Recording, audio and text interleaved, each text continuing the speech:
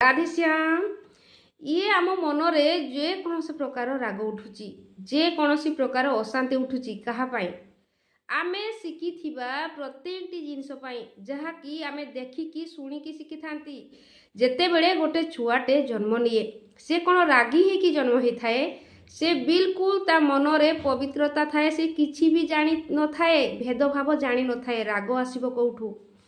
ସେହି ପ୍ରକାରେ ସେଇ ଛୁଆଟି ବର୍ତ୍ତମାନରେ ଦେଖିବାକୁ ଗଲେ ରାଗି କାହିଁକି? କାହିଁକି ନା ସେଇ ଛୁଆ ଧୀରେ ଧୀରେ ଯାହା ଶୁଣୁଥାଏ, ଯାହା ଦେଖୁଥାଏ, ସେଇ ଜିନିଷକୁ ସେ ଆକ୍ସେପ୍ଟ କରୁଥାଏ। ହୁଏତ ଯେଉଁ ଛୁଆ ରାଗ ବିଷୟରେ ଜାଣିନଥାଏ, ଧୀରେ ଧୀରେ ତା ସାମ୍ନାରେ କିଏ ରାଗିବାର ଦେଖେ, କିଏ ଅଶାନ୍ତି ହେବାର ଦେଖେ, କିଏ ଜୋର ଜାରରେ ଟାଣି ହେଇକି କଥା ହେବାର ଦେଖେ, ତ ସେଇ ଛୁଆ ସେଇ ଜିନିଷକୁ ଆକ୍ସେପ୍ଟ କରେ ଯେ ବୋଧେ ଏମିତି କଥାବାର୍ତ୍ତା କରାଯାଏ, ବୋଧେ ଏମିତି କହିଲେ ଏମିତି ଉତ୍ତର ଦିଆଯାଏ। ସେଥିପାଇଁ ସେଇ ଛୁଆଟି ମଧ୍ୟ ଧୀରେ ଧୀରେ ରାଗି ବନିବାରେ ଲାଗିଯାଏ, ଯାହା ଶୁଣୁଥାଏ, ଯାହା ଦେଖୁଥାଏ। ତ ସେଇ ଜାଗାରେ ସିଏ ଏକ ଏକ ଲକ୍ଷଣକୁ ନିଜ ଭିତରେ ଗୁଣ ଆକାରରେ ପରିଧାନ କରି ନେଇଯାଏ ଓ ସିଏ ମଧ୍ୟ ସେମିତି ବନିବାରେ ଲାଗେ ଯେ ଲୋକମାନେ ଏମିତି କହୁଛନ୍ତି, ଏମିତି କରୁଛନ୍ତି, ମାନେ ଏଇଟା ସତ ଓ ସେମିତି ସିଏ କରିବାରେ ଲାଗେ।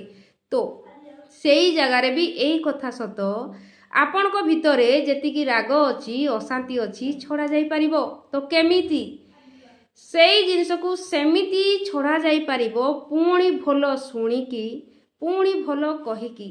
ଯେତିକି ଆପଣ ଭଲ କଥା ଶୁଣିବେ, ଯେତିକି ଆପଣ ଭଲ କଥା କହିବେ, ପୁଣି ଭଲ ବନିବାରେ ଲାଗିବେ।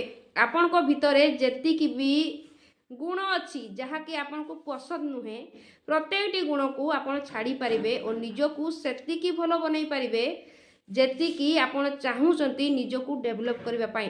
ସେତିକି ଭଲ କଥା କହିକି, ସେତିକି ଭଲ କଥା ଶୁଣିକି, ତ ନିଜ ଭିତରେ ଇମ୍ପ୍ରୁଭମେଣ୍ଟ ଆଣନ୍ତୁ ସେଇ ପ୍ରକାରେ। ତ ଯଦି ମନ ଅଶାନ୍ତି ରହୁଛି, ସେଇ ଜାଗାରେ ଆପଣ ଏମିତି କହିବେ ଯେ ମୁଁ ଶାନ୍ତ ସ୍ୱରୂପ ଆତ୍ମା ଅଟେ, ମୁଁ ଧୀରେ ଧୀରେ ଶାନ୍ତ ହେବାରେ ଲାଗିଛି, ମୁଁ ପ୍ରତ୍ୟେକ ଦିନରେ ମୋ ମନ ଭିତରେ ଶାନ୍ତିକୁ ଅନୁଭବ କରୁଛି।